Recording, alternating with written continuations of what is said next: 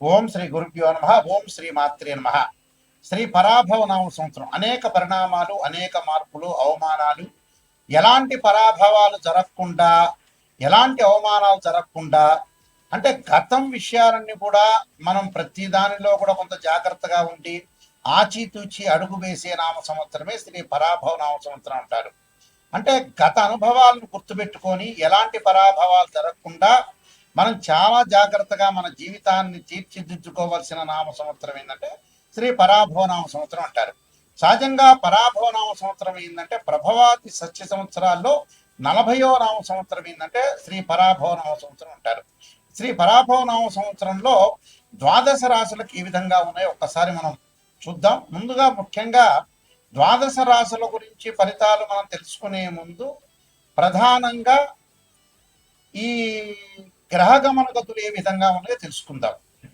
దీనిలో ప్రధానంగా మనకి జూన్ 1వ తారీఖు వరకు కూడా గురువు మిథున రాశిలో సంచారం చేయటం, ఆ తర్వాత 2వ తారీఖు నుండి మరి అక్టోబర్ 31వ తారీఖు వరకు కూడా కర్కాటక రాశిలోను, 31వ తారీఖు నుంచి గురువు అతిచారంతో మరి సింహరాశిలో సంచారం చేయటం, డిసెంబర్ 18 వరకు కూడా, డిసెంబర్ 18 తర్వాత 18 నుండి మరి సింహరాశిలో వక్రస్థితిలోకి గురువు వెళ్ళటం జరుగుతుంది. అలానే శని యొక్క బలాన్ని మనం చూసుకునేటట్టయితే శని మీనరాశిలో ఉండటం, జూలై 25వ తారీఖున మళ్ళీ వక్రస్థితిలోకి వెళ్ళిపోవటం, రాహుకేతువులు వచ్చేటప్పుడు రాహు కుంభరాశిలో 6వ తారీఖు వరకు ఉండటం, 7వ తారీఖున మకర రాశిలోకి, అలానే ప్రధానంగా కేతు వచ్చేటప్పటికల్లా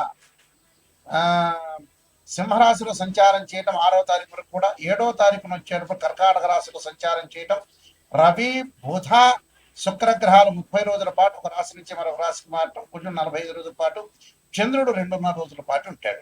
ఇవన్నీ కూడా గోచారరీత్యా చెప్పబడే ఫలితాలు అంటారు. గోచారరీత్యా ఈ మేషాది ద్వాదశ రాశుల వాళ్ళకి ఏ విధంగా ఉందో ఒక్కసారి మనం తెలుసుకుందాం. శ్రీ పరాభవ నామ సంవత్సరంలో మేషరాశి వాళ్ళకి ఏ విధంగా ఉందో ఒకసారి తెలుసుకుందాం. మేషరాశి వాళ్ళకు వచ్చేటప్పుడు అశ్విని నక్షత్రం 1, 2, 3, 4 పాదాల్లో జన్మించిన వాళ్ళు, అలానే భరణి నక్షత్రం 1, 2, 3, 4 పాదాల్లో జన్మించిన వాళ్ళు, కృత్తికా నక్షత్రం 1వ పాదంలో జన్మించిన వాళ్ళందరూ కూడా మేషరాశి జాతకులు అవుతారు.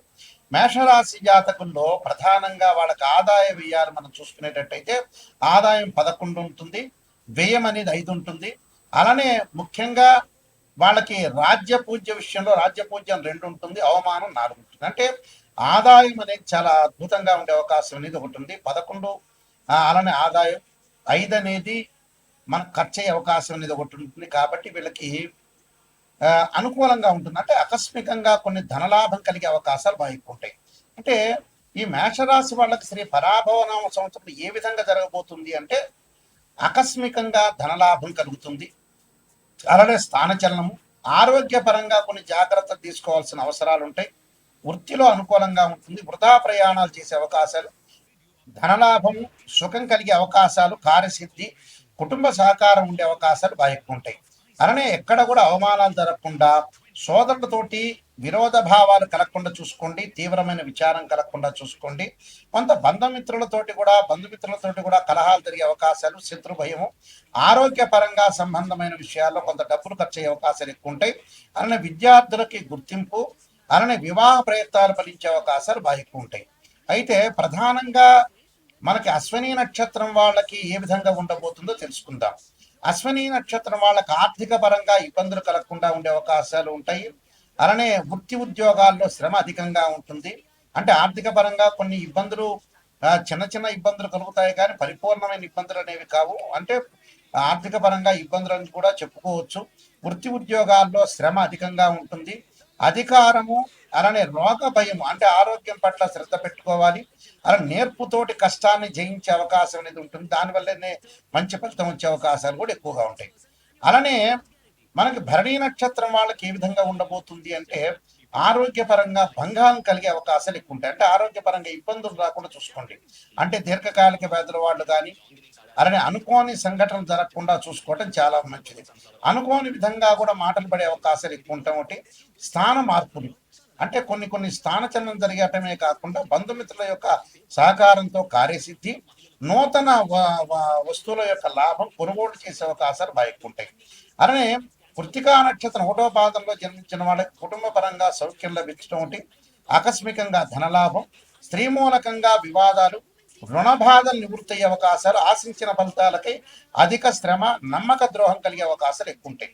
అయితే ఇక్కడ అశ్విని నక్షత్రం వాళ్ళు తప్పకుండా వరాహస్థుతి పారాయణం చేయాలి, ఫలము పుష్పము దానం చేయటం చాలా మంచిది. భరణీ నక్షత్రం వాళ్ళు తప్పకుండా అన్నదానం చేయాలి, అన్నదానంతో పాటు లక్ష్మీదేవిని స్థుతిని పారాయణం చేయటం చాలా మంచిది. వాళ్ళు తప్పకుండా మహాదేవే చోద్ని విష్ణుపత్నిమే తన్నో లక్ష్మీ ప్రచోదయాత్ అనే మంత్రాన్ని చక్కగా చదువుకోవాలి. కృత్తికా నక్షత్రం వాళ్ళు తప్పకుండా సుబ్రహ్మణ్య స్వామి యొక్క ఆరాధన చేయాలి. అలాగే సుబ్రహ్మణ్య స్వామి యొక్క ఆరాధన, సుబ్రహ్మణ్య స్వామి యొక్క అష్టకాన్ని చదువుకోవాలి. ఆ చదువుకోవడంతో పాటు చక్కగా వాళ్ళు నవనాగా మండల పూజ చేయటం కానీ, లేదా రాహుకాలంలో దీపం పెట్టడం కానీ చేయటం వల్ల కూడా వాళ్ళకి మంచి జరిగే అవకాశాలు ఖచ్చితంగా ఉంటాయి. ఇవన్నీ కూడా గోచార రీత్యా చెప్పబడే ఫలితాలు అంటారు. అంటే this is the transit system అంటారు. ట్రాన్సిట్ సిస్టమ్ వేరు, బర్త్ చార్ట్ అనేది వేరు. What is the difference between transit system and birth chart అంటే, ఒక చెట్టు ఉంటుంది, ఆ చెట్టు కింద కొమ్మలు ఉంటాయి, ఆ కొమ్మల పైన ఆ చెట్టు ఉంటుంది, ఆ చెట్టు కింద వేళ్ళు ఉంటాయి, వేళ్ల పైన కాండం ఉంటుంది, కాండానికి బ్రాంచెస్ ఉంటాయి. ఎప్పుడైతే కొమ్మలకి ఆకులు ఉంటాయి, ఆకులు సహజంగా ఎప్పుడు వస్తున్నాయి అంటే మనకు సహజంగా రైన్ సీజన్లో వస్తాయి, వింటర్ సీజన్లో అలానే ఉంటాయి, అలానే సమ్మర్ సీజన్లో రాలిపోతుంటాయి. ఆ రాలిపోయే ఆకులే గోచారం అంటారు. అంటే గ్రహాలు ఒక రాశి నుంచి మరో రాశికి కొంతకాలం పడుతూ ఉంటుంది. అంటే రాహుకేతులు 18 నెలలు, అలానే గురువు సంవత్సర కాలం, శని 2.5 సంవత్సరాలు, అలానే రవి బుధ శుక్రగ్రహాలు 30 రోజుల పాటు ఒక రాశి నుంచి మరొక రాశికి మారుతాడు, కుజుడు 45 రోజుల పాటు ఉంటాడు, చంద్రుడు 2.5 రోజుల పాటు ఉంటాడు. ఇది గోచారం అంటారు. అదే బర్త్ చార్ట్ అంటే ఏమిటి అని అంటే, మనం పుట్టినప్పుడు మన date of birth, time, place of birth తీసుకుని జన్మ లగ్నం నుంచి తనుభావము, అలానే ద్వితీయ భావము, తృతీయ సోదర భావము, సుఖభావము, అలానే సంతాన భావము, షష్టమ భావం అంటే రోగము, రుణానికి సంబంధించిన భావం అంటారు, సప్తమ భావం అంటే కళత్ర భావం అంటారు, అష్టమ భావం అనేది ఆయుష్ సంబంధించిన భావాన్ని అంటారు, స్త్రీలకు వచ్చే మాంగళిక భావం అంటారు, అలానే భాగ్య భావం నవమ స్థానానికి సంబంధించిన భాగ్య భావం అంటారు, అలానే దశమానికి సంబంధించిన వృత్తి స్థానానికి సంబంధించిన భావం అంటారు, అలానే లాభభావం, లాభస్థానంలో ఎలాంటి గ్రహాలు ఉన్నాయో మనం చూసుకుంటాం, అలానే వ్యయస్థానానికి సంబంధించిన వ్యయ భావం అంటారు, అంటే ప్రేమ, అలానే ఖర్చులు, ఇలాంటి భావాన్ని ద్వాదశ భావం అంటే వ్యయ భావం అంటారు. అలానే ఏదైతే ఒక్కొక్క భావానికి ఒక్కొక్క రాశ్యాధిపతి, ఒక్కొక్క భావాధిపతి ఉంటారు. ఉదాహరణకి తనుభావానికి రవిని, ద్వితీయ భావానికి గురువని, తృతీయ భావానికి సోదర భావాన్ని, చతుర్థ భావానికి చంద్రుడని, పంచమ భావానికి గురువని, షష్టమ భావానికి కుజుడని, సప్తమ భావానికి మరి శుక్రుడని, ఇలాంటి భావాలు చూసుకుంటాం మనం. అలానే ఆయుష్ భావానికి శని అని. అంటే ప్రతి భావానికి కూడా భావాధిపతులు ఎవరు అనేది సహజంగా మనం చూసుకుంటాం. ఆ భావాధిపతులను అనుసరించి రాశిచక్రము, నవాంశము, అలానే దశమాంశము, సప్తమాంశము, త్రింశాంశము, హోరా ద్రేకాణం సంబంధించిన డివిజన్ రూల్స్ చార్ట్స్ కూడా ఉంటాయి. అంటే D16 చార్ట్స్ అంటారు. మనం మ్యాథమెటికల్గా క్యాలిక్యులేషన్ వేసి డివిజన్ రూల్ చార్ట్ చూసి మనం అనాలిసిస్ చేయటం అనేది జాతకం. అంటే ఉదాహరణకి ఒక వివాహానికి సంబంధించిన విషయాన్ని ఒక అబ్బాయికి కానీ అమ్మాయికి కానీ చూడాలంటే ఖచ్చితంగా రాశిచక్రము, నవాంశము, భావచక్రము, దశల అంతర్దశలు, సంతాన పరంగా చూడాలంటే రాశిచక్రము, సప్తమాంశము, అలానే మనం భావచక్రము, దశల అంతర్దశ అనాలిసిస్ చేయాలి. ఇలాగ డివిజనల్ చార్ట్స్ చూసి మనం చెప్పడం అనేది బర్త్ చార్ట్ అంటారు. అంటే గోచారం ఎప్పుడు కూడా 20% మాత్రమే సపోర్ట్ ఉంటుంది, బర్త్ చార్ట్ అనేది 80% సపోర్ట్ మాత్రమే ఉంటుంది. ఎందుకని గురువు గారు, నాయకంటి గారు ఇలా చెప్పడానికి కారణం ఏంటి అంటే, బర్త్ చార్ట్కి మనం ఏదైతే గోచారానికి సంబంధించిన విషయాలు ఎందుకు గోచారం చెబుతున్నారంటే, అదృష్టం అనేది ఏ విధంగా ఉండబోతుందో మనకు తెలియదు. ఒక నిమిషంలో అదృష్టం కలగవచ్చు. అంటే మన లైఫ్లో ఎప్పుడు కూడా ఒక నిమిషంలో ఎంత కృషి చేసినా కూడా ఆవగింజంత అదృష్టం అనేది ఉండాలంటారు. ఆవగింజంత అదృష్టమే మన జీవితంలో లైఫ్లో గోచారం అంటారు. ఈ గోచార పరంగా మనం ఏ విధంగా చూసుకోవాలి. ఖచ్చితంగా కొన్ని ప్రత్యేకంగా మీకు రెమెడీస్ చెప్పబోతున్నాను. ఆ రెమెడీస్లో ప్రధానంగా మీరు చేయాల్సినవి ఏమిటి అని అంటే, ఉద్యోగపరంగా ఇబ్బందులు కలుగుతున్న వ్యక్తులు ఎవరైతే ఉంటారో సూర్యుడి యొక్క ఆరాధన చేయాలి. ఆదిత్యాయుధే శాస్త్రమూర్తాయ ధీమే తన్నో సూర్య ప్రచోదయాత్ అనే మంత్రాన్ని చక్కగా చదువుకోవటం, గోధుమలు దానం చేయటం చాలా మంచిది. అలానే మానసికంగా ఆందోళన పడుతున్న వాళ్ళు క్షీరపుత్రాయుధి అమృతతత్వాయ ధీమే తన్నో చంద్ర ప్రచోదయాత్ అని చంద్రుడి యొక్క ఆరాధన చేయటం, అలానే మనం బియ్యాన్ని దానం చేయటం వల్ల కూడా మంచి జరుగుతుంది. అలానే వాహన ప్రమాదాలు జరగకుండా, కోర్టు సమస్యలు రాకుండా, వివాదాలు అన్నదమ్ముల మధ్యలో సఖ్యత అనేది చాలా ఇంపార్టెంట్ కాబట్టి ఎలాంటి ప్రాబ్లమ్స్ అన్నదమ్ముల మధ్యలో రాకుండా ఉండటానికి అంగార గ్రహాన్ని ఆరాధన చేయాలి. రాహుకాలంలో దీపం పెట్టడం, అంగారకాయుధ్య శక్తి హస్తాయి ధీమే తన్నో భౌమ ప్రచోదయాత్ అనే మంత్రాన్ని, అలానే ధరణీగర్భ సంభూతం విద్యుత్ కాంతి సమప్రభం కుమారశక్తి హస్తంచ మంగళం ప్రణమామ్యం అనే మంత్రాన్ని కూడా చక్కగా చదువుకోవటం, కందులు ఎర్రని వస్త్రాన్ని దానం చేయడం చాలా మంచిది. అలానే బుధగ్రహం యొక్క అనుకూలత లేకపోతే విష్ణు సహస్రనామం పాలన చేయటం, పెసలు దానం చేయాలి. అలానే ముఖ్యంగా విద్యార్థులకు అనుకూలంగా ఉండాలంటే దక్షిణామూర్తి స్తోత్ర పాలన చేసుకోవటం ఒకటి. అలానే దేవగురువైన బృహస్పతికి సంబంధించిన శనగలు దానం చేయడం చేయాలి. అలానే ధనపరంగా ఇబ్బందులు కలిగే వాళ్ళు యక్షాయ కుబేరాయ వైశ్రవణాయ ధనధాన్యాధిపదే ధనం ధాన్యం సమృద్ధిమే దేహిమే దాపైస్వ అనే మంత్రాన్ని చక్కగా చదువుకోవాలి. అలానే వివాహం కాని స్త్రీ పురుషులు ఎవరైతే ఉంటారో అమ్మాయిలు వచ్చారు వరపాస్పత రుద్రాభిషేకం, అఘోర గౌరీ పాస్పత రుద్రాభిషేకం, అబ్బాయిలు వచ్చారు కన్యాపాస్పత రుద్రాభిషేకం చేయాలి. అలానే ఆరోగ్యపరంగా ఇబ్బందులు కలిగేవాడు శరీరే జర్జరీభూతే వ్యాధిగ్రస్తే కలేబిర ఔషధం జాహ్నవీతోయం వైద్యో నారాయణరి అనే మంత్రాన్ని చదువుకోవాలి. విదేశాలకు వెళ్ళలేని వాళ్ళు ఇబ్బందులు పడుతున్నవారు తప్పకుండా రాహు యొక్క ఆరాధన చేయాలి.